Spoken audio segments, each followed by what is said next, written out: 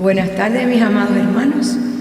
La lectura de esta tarde se encuentra en 2 Samuel 15, del versículo 13 al 37.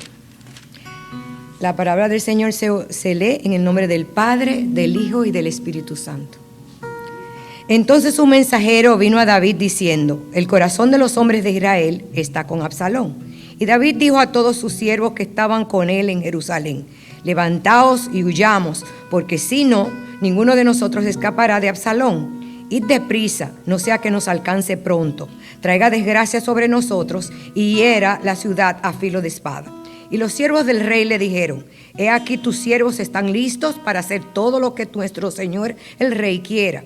Salió el rey y toda su casa con él, dejando el rey a 10 concubinas para cuidar la casa.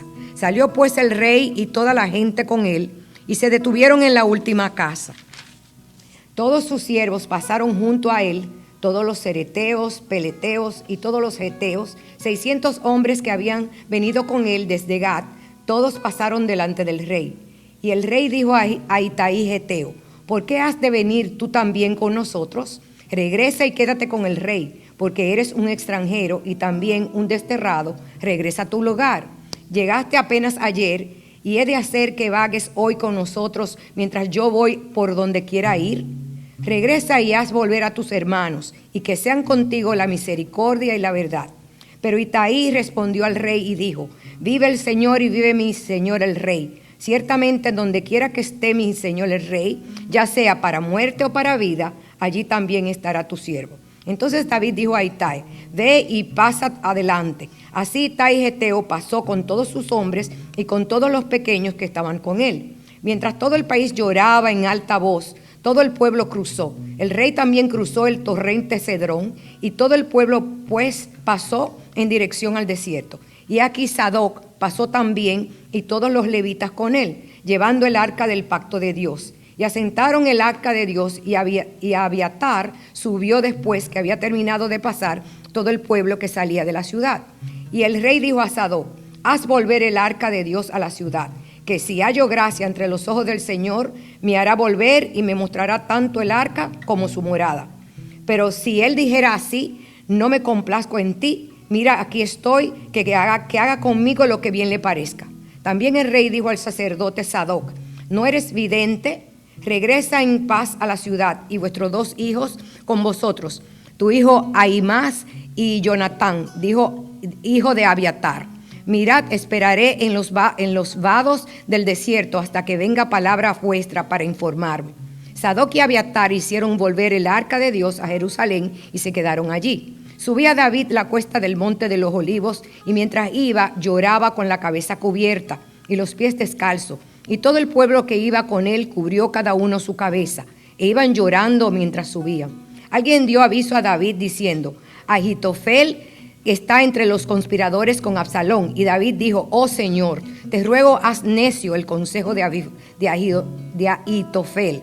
Sucedió que mientras David se acercaba a la cumbre donde se adoraba a Dios, he aquí Husai arquita salió a su encuentro con su manto desgarrado y polvo sobre la cabeza. Y David le dijo: si pasas conmigo, entonces me serás una carga. Pero si regresas a la ciudad y dices a Absalón: seré tu siervo, oh rey, como en el pasado he sido siervo de tu padre, y si ahora seré tu siervo, entonces harás nulo el consejo de Ahifotel en favor mío. Y no están allí contigo Sadoc y Abiatar los sacerdotes. Por tanto, todo lo que oigas de la casa del rey lo comunicarás a los sacerdotes Sadoc y Abiatar. Y aquí sus 2 hijos están allí con ellos, Ahimaas, hijo de Sadoc, y Jonatán, hijo de Abiatar. Y por medio de ellos me comunicarás todo lo que oigas. Husai, amigo de David, entró en la ciudad cuando Absalón entraba en Jerusalén. Amén. Amén. Gracias, señor Ruth. ¿Puedes tomar asiento? Muy buenas tardes, familia de Family Church en español. Es un gusto poder compartir contigo en esta tarde. Hoy vamos a cubrir lo que queda del capítulo 15, del versículo 13 al 37, como pudimos ya escuchar. Antes de comenzar en nuestro tiempo juntos, quisiera invitarte un poquito a que a que veas cómo mi esposa y yo practicamos el parentesco en la crianza de nuestros hijos. Yo he estado enseñándoles, o le hemos estado enseñando a nuestros hijos que cada decisión que tomamos se traduce en una acción que hacemos, pero a su vez también son acciones que traen consecuencias para nuestras vidas. Esto es algo totalmente lógico de poder enseñarles a ellos. Acciones traen consecuencias. La desobediencia conduce a la eliminación de privilegios. Lo mismo ocurre cuando ellos se golpean, empiezan a tener contiendas entre ellos mismos, empiezan a tomar las cosas sin permiso, empiezan a manipular la historia, la verdad, y terminan mintiendo. Sin embargo, esto es un modelo que no es diferente para nosotros los adultos. Dios es quien nos enseña que estos principios bíblicos es lo que nosotros también vivimos. La palabra de Dios nos enseña que existen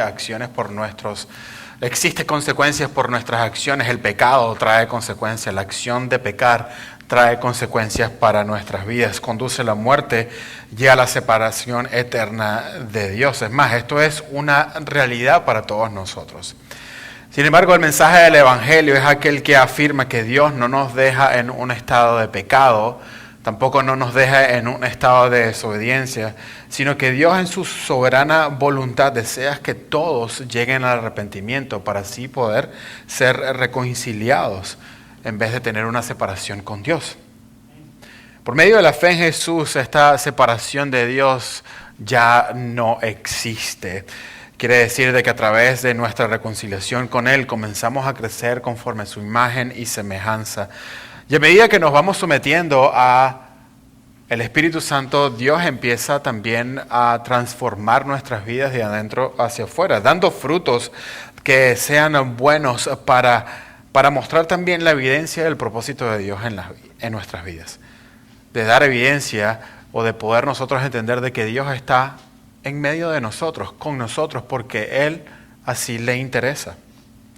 Sin embargo, permanecemos en un mundo desafortunadamente donde el pecado todavía reina. Simplemente basta con ver qué es lo que está sucediendo a nuestro alrededor.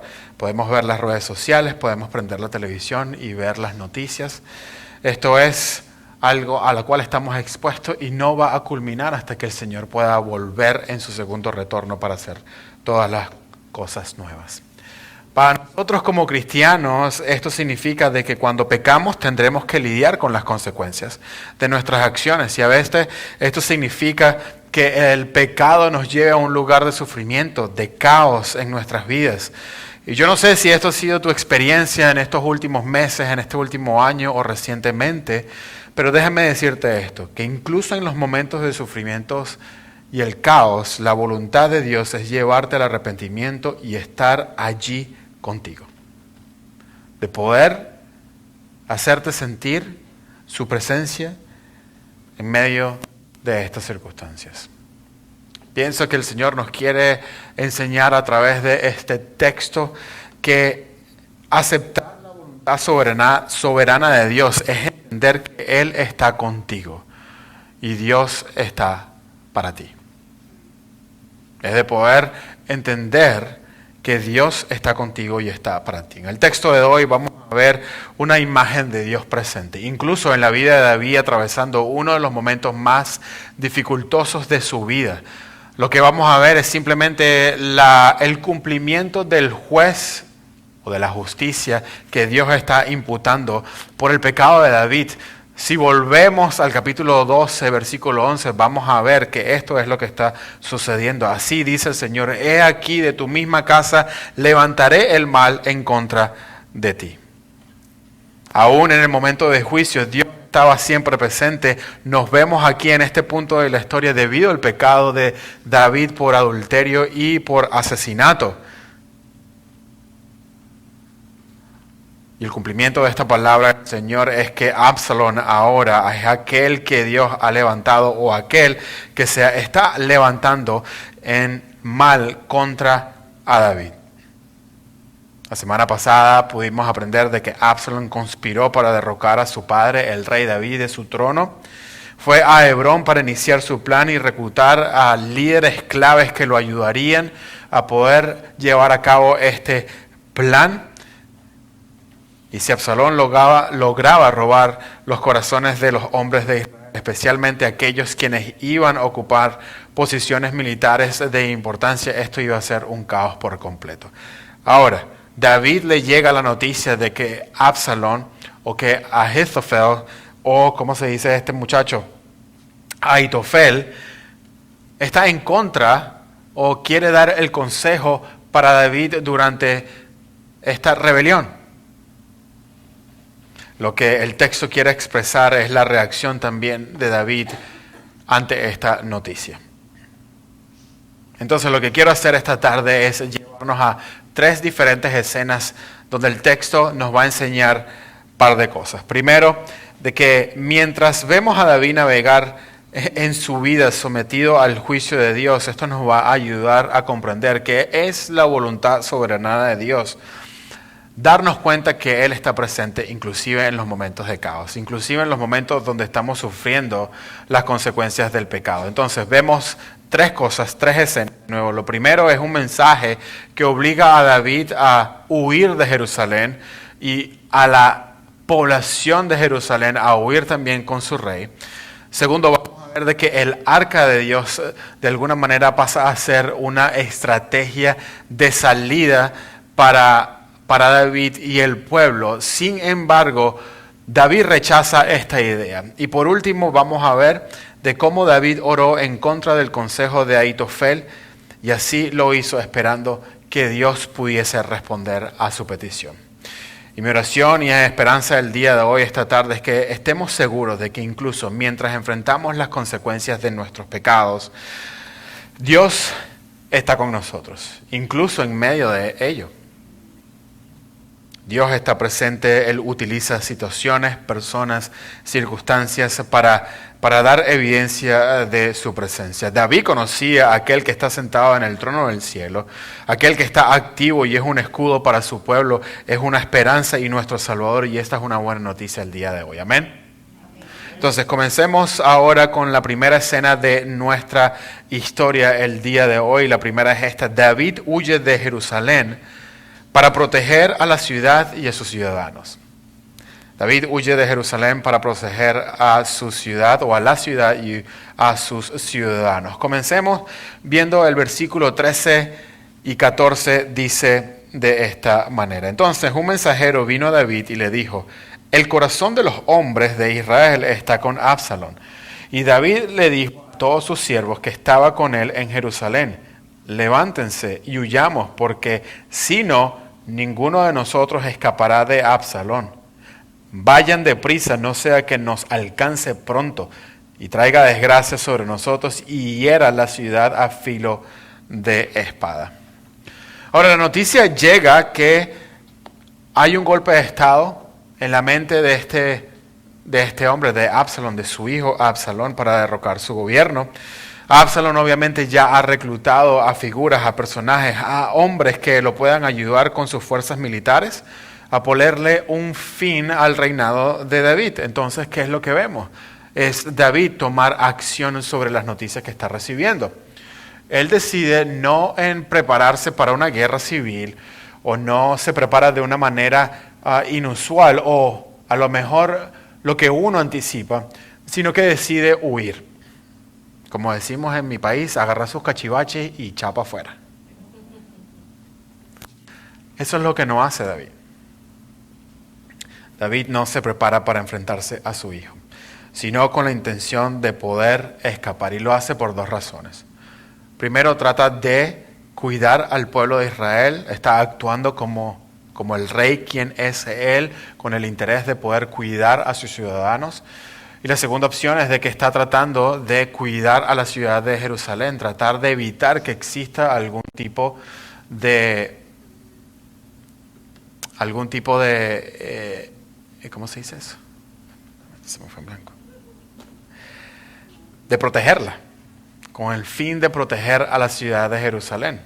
Es obvio de que cuando las guerras civiles o las guerras empiezan a tomar forma y a contextualizarse, las ciudades sufren y David tiene en mente en poder cuidar a la ciudad de Jerusalén. Ahora, el pueblo responde a la invitación de David. El pueblo empieza a seguir a su rey durante esta estrategia de exilio o de salir de la ciudad de Jerusalén. Pero hay algo interesante. David le dice a 10 de sus concubinas que permanezcan dentro de la ciudad de Jerusalén. La semana que viene vamos a poder ver un poquito con más detalles por qué él dice a estas 10 concubinas que se queden en la ciudad, pero por ahora el punto que queremos ver es que la gente está siguiendo al legítimo rey de Israel. Y a partir de esos momentos, no solo los siervos de la casa de David lo siguieron, sino un buen número de personas también. Volvamos al texto para ver cómo se desenvuelve o quiénes son estos personajes. Versículo 18 dice: todos sus siervos pasaron junto a él, todos los cereteos, los peleteos y todos los heteos, 600 hombres que habían venido con él desde Gat, todos pasaron delante del rey. Déjame compartirte esto. Yo pienso que cuando pecamos y enfrentamos las consecuencias de nuestros pecados, yo espero de que no solamente mi propio corazón, sino que el de todos nosotros seamos rápidos en poder arrepentirnos. La voluntad del Señor es poder ministrar nuestros corazones a través de estas experiencias. No dejarnos en un estado de pecado, sino poder ministrar nuestros corazones mientras atravesamos esas circunstancias. Y a menudo Dios utiliza a personas como instrumentos de redención para nuestras vidas, para esas circunstancias. Quisiera ser un poco vulnerable contigo esta tarde y compartir que hubo un momento en mi vida donde mi relación con mi esposa era un caos total. Mi relación matrimonial con mi esposa estaba en un punto muy bajo. Confieso que estaba pecando contra mi esposa porque me estaba dejando consumir por mi trabajo. Pienso que le estaba dando prioridad a mi trabajo, a mi servicio a Dios tal como lo justificaba. Y estaba estaba ignorando el amor y el afecto que debería darle a mi esposa. Y estaba yo de alguna manera tratando de balancear las relaciones y las responsabilidades, pero aparentemente esa balanza había más peso en la parte del trabajo. Y siento que el Señor me ha llamado a mí a amar a mi esposa de una manera sacrificial, y como no lo hice, eso era un pecado evidente en contra de mi esposa. Lo hecho era que tuve que arrepentirme de escuchar la queja de mi esposa al darme a conocer: está sucediendo esto, no me estoy sintiendo amada, me estoy sintiendo sola.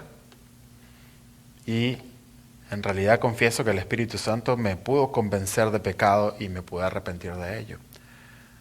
Pero la historia no queda ahí, la historia continúa porque Dios utilizaría a una pareja que en realidad ellos iban a invertir tiempo para la restauración de nuestra relación, para poder ministrar mi corazón durante esa temporada donde pequé en contra de mi esposa.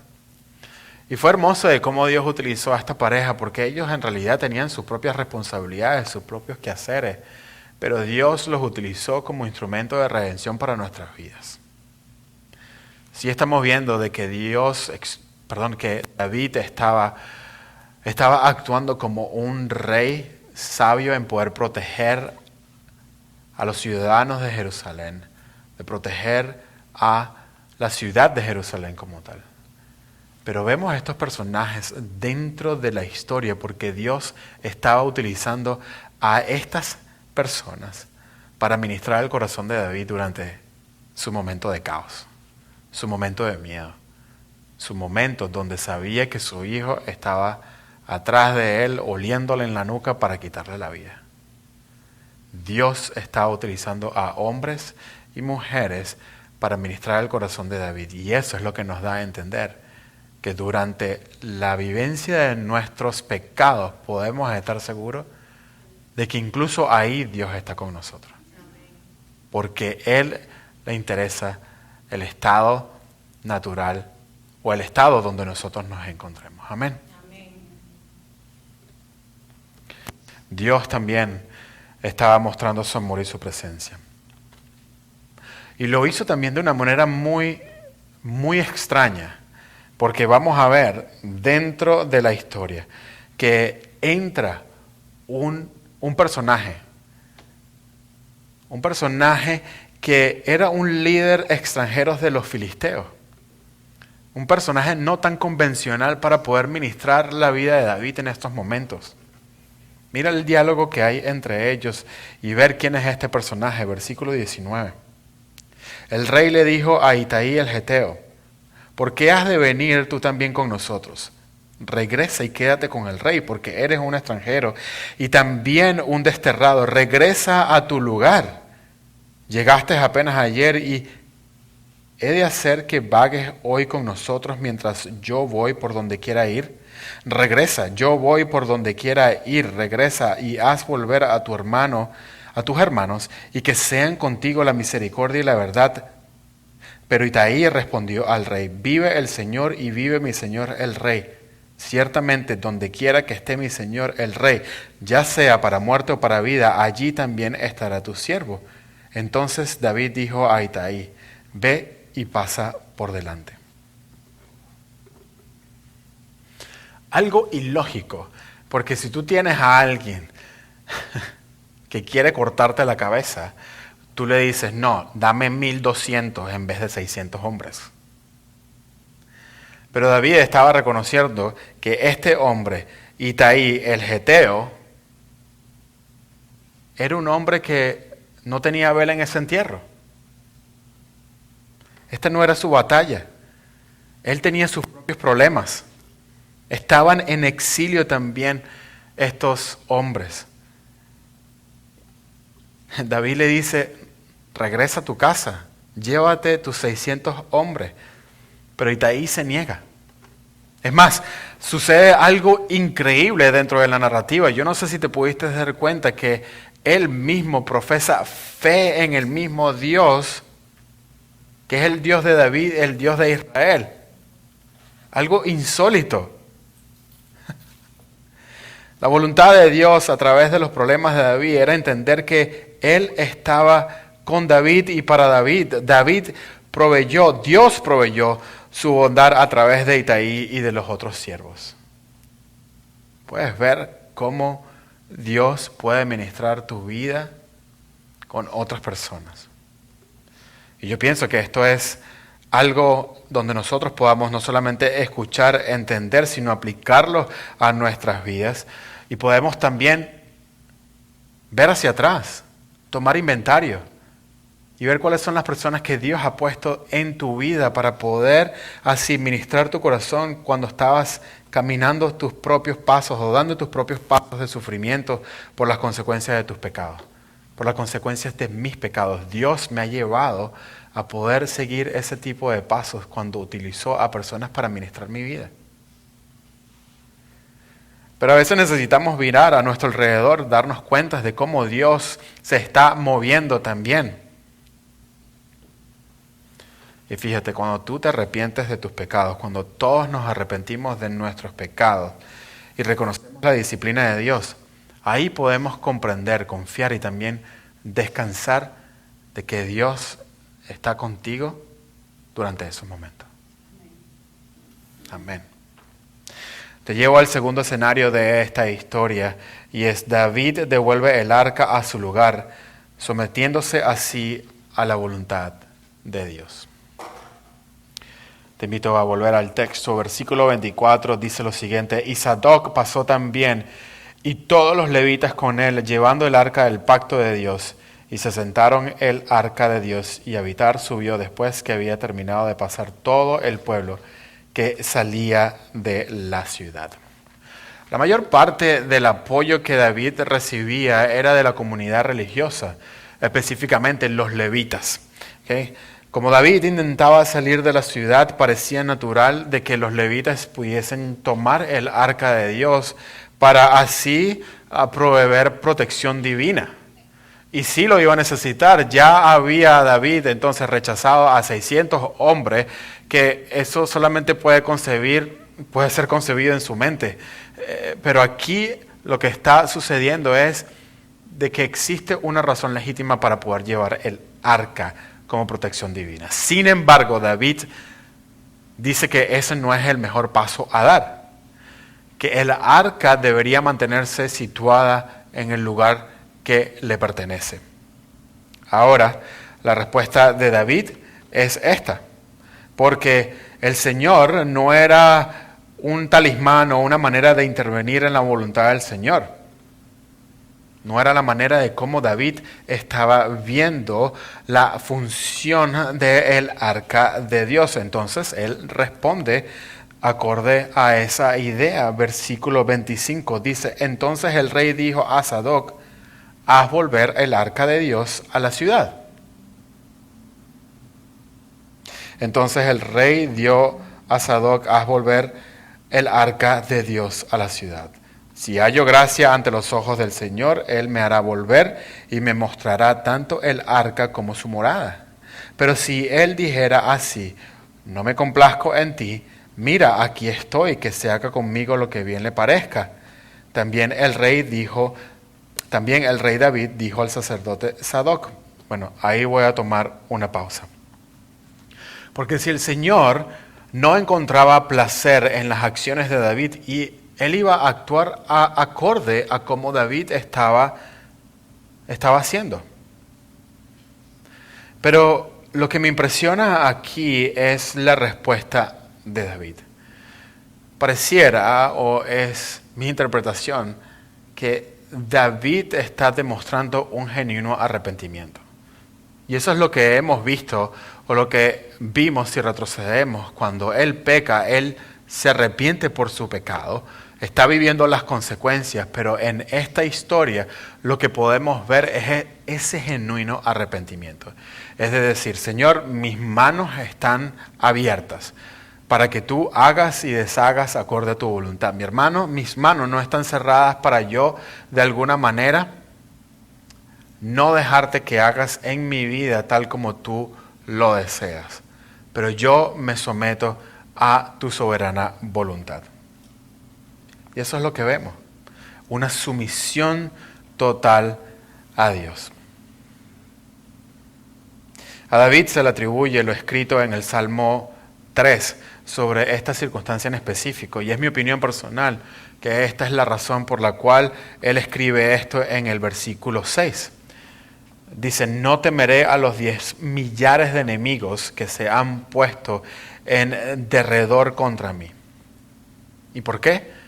Porque David sabía exactamente quién era Dios, quién era Él quien tenía el control, y David entendió que Dios estaba con él, de que su presencia no se había apartado de él. Entonces lo que sucede después es lo natural que David piensa hacer. Versículo 29. Sadoc y Abiatar hicieron volver el arca de Dios a Jerusalén y quedaron allí. Te invito de nuevo por un momento otra vez a la historia de la crianza de nuestros hijos. La disciplina es la forma en que entrenamos a nuestros hijos para fomentar en ellos una conducta piadosa. Nos gusta manejar un círculo o nos gusta manejar esta relación con algo de control. ¿Okay? A veces lo veo más como que una dictadura y no más como una democracia dentro de mi hogar. Pero el punto es tratar de mantener control de una manera sana para la educación y la disciplina de nuestros hijos. Y yo creo que aparte del amor y la sabiduría de Dios, mi esposa y yo somos quienes tenemos las mejores intenciones para el crecimiento y la educación de nuestros hijos. Por lo tanto, en nuestra disciplina queremos asegurarnos de que ellos estén sometidos a nuestro liderazgo como papá y como mamá. Y lo hacemos porque nosotros amamos a nuestros hijos, los queremos lo mejor para ellos. Yo diría que esto sería algo que tomaría tiempo para que ellos puedan entender exactamente esto. Pero el punto es que la sumisión de David a Dios se debió al amor y el afecto por el Dios que lo había salvado y perdonado de sus pecados. Por lo tanto, yo pienso que debemos entender que nuestra sumisión a la voluntad soberana de Dios no es por algún deber o por algún jueguito religioso que queramos jugar, sino por un profundo amor y afecto hacia nuestro Dios. Yo quiero que mis hijos o nuestros hijos se sometan a nuestra voluntad por amor a nosotros y no por obligación. Entender este concepto nos ayuda a saber de que Dios está presente, sin embargo, o incluso en los momentos de caos y de sufrimiento. Ahora, pienso que una pregunta natural que surge de esta escena de la historia es esta: ¿te estás sometiendo a la voluntad de Dios? Te sometes a la voluntad de Dios cuando Él te está disciplinando. Yo espero de que seamos una iglesia que estamos atentos a la intervención de las buenas manos de nuestro Dios en todos los acontecimientos de nuestras vidas. Para que podamos someternos con gozo a su voluntad, porque Él está con nosotros. Amén.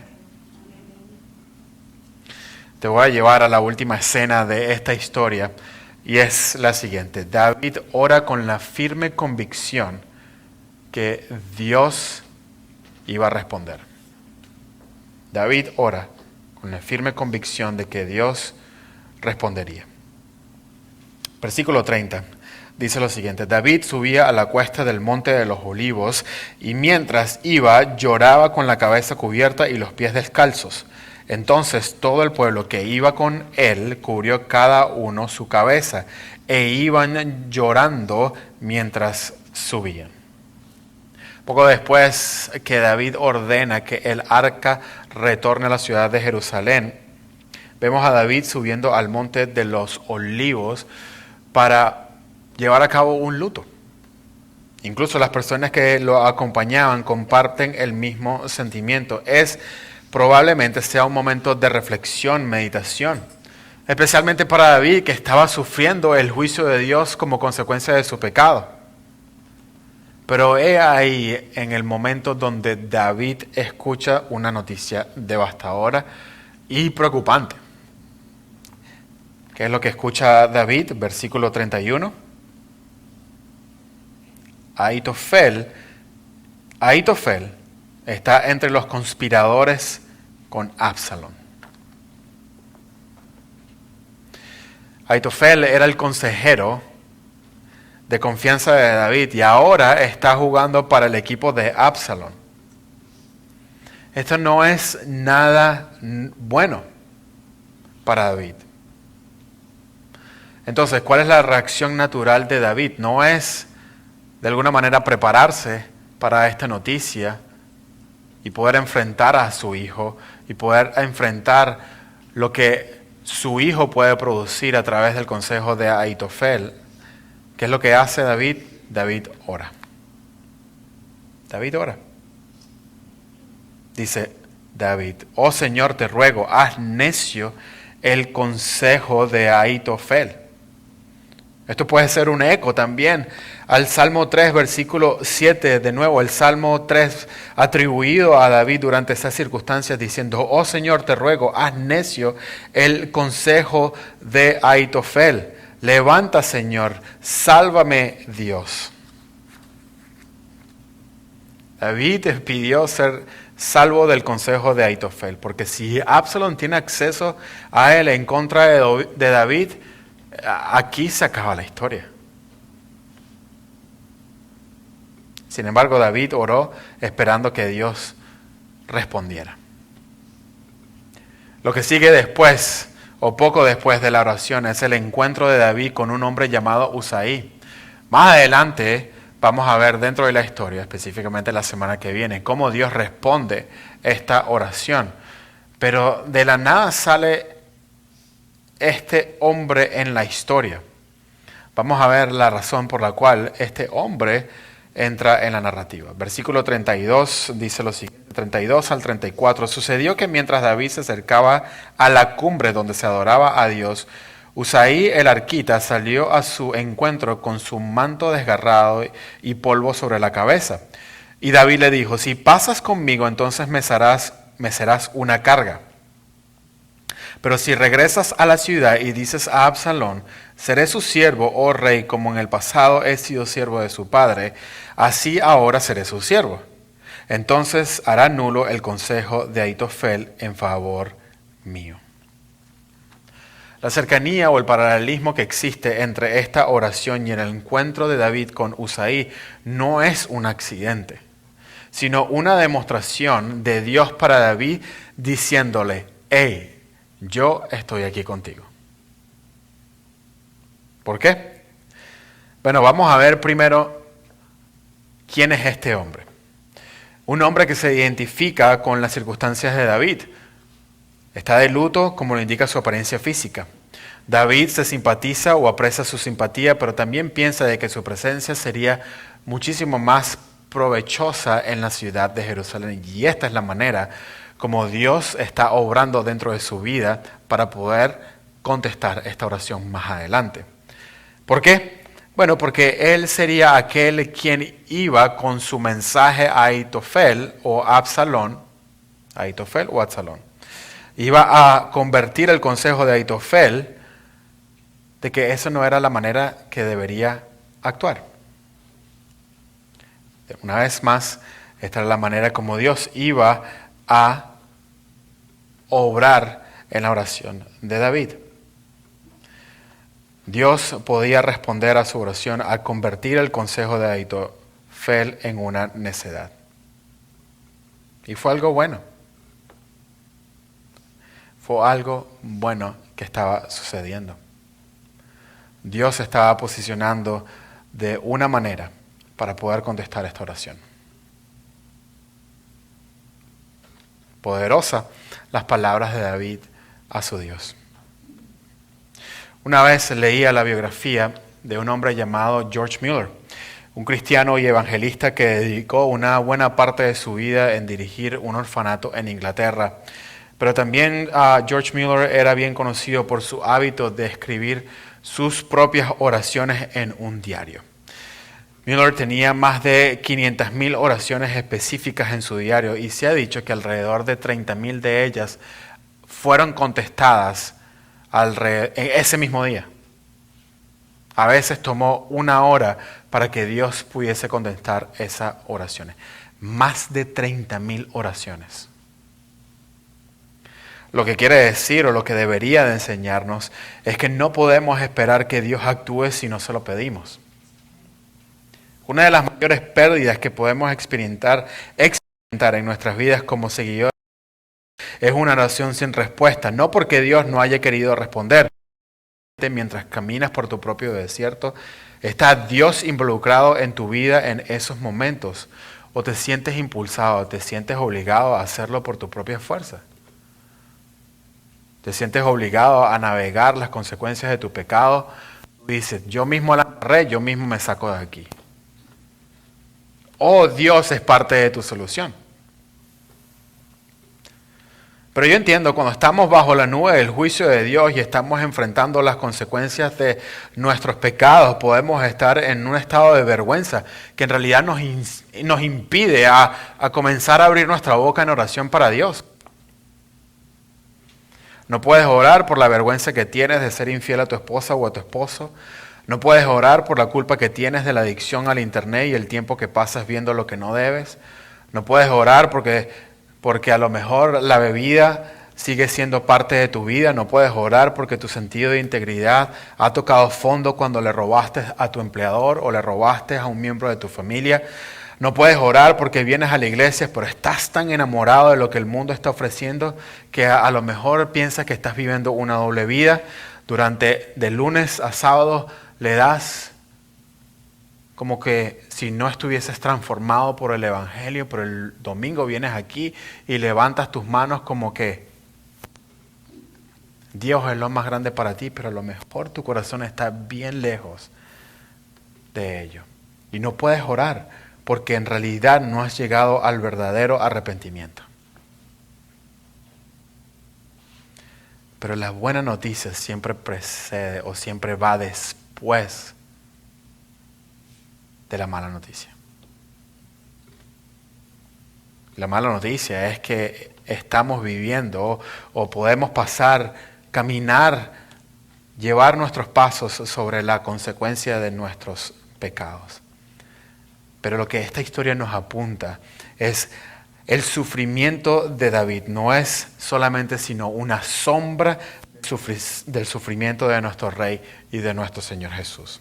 Tú y yo, al igual que David, sufrimos por nuestros pecados y lo seguimos haciendo actualmente dentro de este mundo pecaminoso, pero Jesús es el que realmente sufrió por los pecados del mundo para que nuestra relación pudiese ser completamente restaurada y no tengamos que enfrentar más las consecuencias de nuestros pecados. Esa es la buena noticia del Evangelio. Amén. Fue Jesús quien fue a una cruz romana para sufrir y morir por nuestros pecados. Y luego no se quedó ahí, sino que resucitó de entre los muertos para derrotar así nuestro mayor enemigo y para que el sufrimiento no exista más. Family Church en español, la buena noticia del Evangelio es que fue nuestro Rey Jesús quien sufrió y aceptó la voluntad soberana de Dios de absorber su ira para que por medio de nuestro arrepentimiento y fe entendiéramos que Dios simplemente está con nosotros para el interés de su propia creación. Esa es la buena noticia del Evangelio. Y es una muy buena noticia. Tú y yo deberíamos salir de este lugar el día de hoy en completo regocijo de que otro sufrió por ti y por mí. Así que permíteme concluir de esta manera, porque esta verdad no solamente es buena para nuestros oídos y nuestras mentes, esta verdad también es buena para poder aplicarla a nuestras vidas. Si tú eres un cristiano, creo que hay algunos puntos de aplicación aquí. El sufrimiento es parte de la vida. Es parte de la vida del seguidor de Jesús. No aceptes la idea de que Dios solamente quiere buenas cosas para ti. No aceptes la idea de que solo Dios quiere darte buena salud y prosperidad.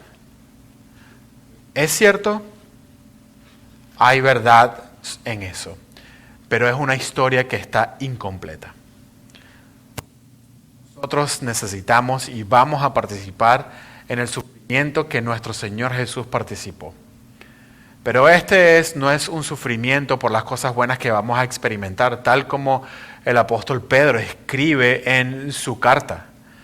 Pero es un sufrimiento que nos haga crecer en santidad. Un sufrimiento que nos va a llevar a una esperanza que solamente Dios puede otorgarnos mientras nosotros experimentamos su gracia, mientras Él ministra nuestros corazones, así mientras navegamos las circunstancias de nuestros pecados. También Él va a proveer. El Señor va a proveer a personas, circunstancias, al Espíritu Santo para ayudarnos de esta manera. La sumisión total de Dios también en el medio del caos será algo donde nosotros podemos utilizar como aplicación a nuestras vidas y hacernos la pregunta, Señor, ¿qué es lo que tú me estás enseñando mientras navego las circunstancias del caos por las consecuencias del pecado? ¿Qué es lo que tú me quieres enseñar? Es una mejor pregunta para, Señor, ¿por qué estás permitiendo esto? Señor, ayúdame a entender, ayúdame a aprender lo que tú me quieres enseñar durante las circunstancias, estas circunstancias en específico de mi vida. Pero si tú no eres un cristiano, la invitación está ahí, disponible para ti. El pecado es un problema real con consecuencias reales. Dios necesita lidiar con él en algún punto u otro. La máxima consecuencia del pecado es la separación eterna de Dios. Y el único camino hacia un perdón completo es a través de Jesús.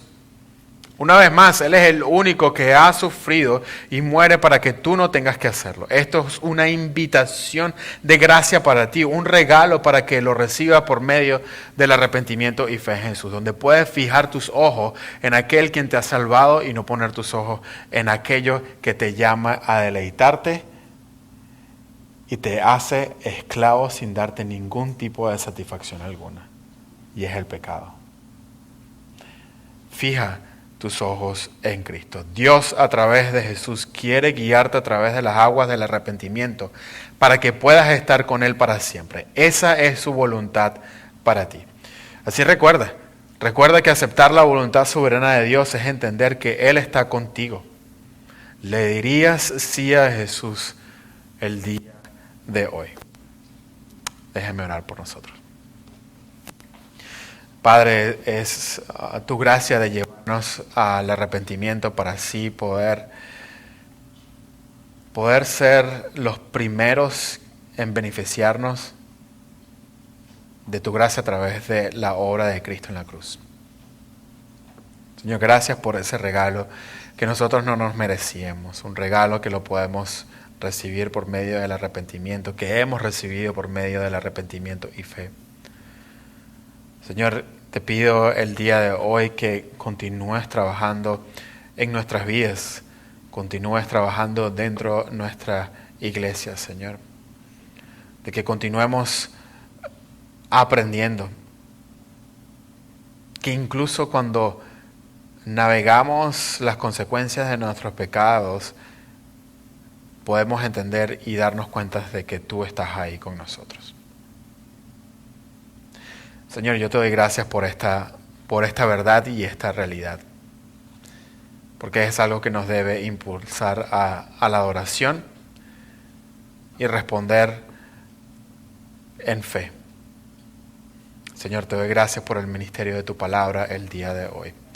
En el nombre de Jesús. Amén y amén.